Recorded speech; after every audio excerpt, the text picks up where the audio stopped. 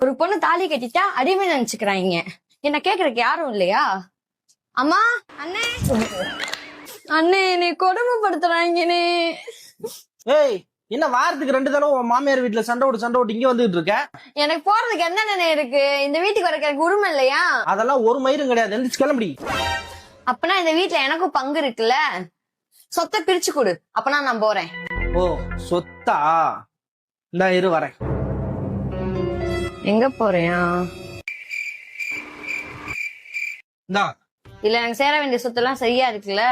அதெல்லாம் 50 லட்ச ரூபா கரெக்டா இருக்கு. 50 லட்சம் இருக்கா? சரி சரி சரி சரி. ஆமா, அடுத்த வருஷத்துக்குள்ள இந்த 50 லட்ச ரூபாய வட்டி முதலமா கட்டிடு. இல்லன்னா கடன்காரன் உன் வீட்டுல வந்து செருப்ப கழட்டி அடிப்பான். என்னனே சொல்ற? உங்க அப்பா நொட்டிட்டு வச்சிருக்கேன் சொத்து.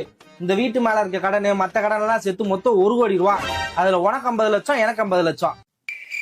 அண்ணே, ஒரு நிமிஷம் இதை பிடியே. ஏய், எங்க கிளம்புற? நான் என் புருஷன் வீட்டுக்கே போறேன். காசு நான் மட்டும்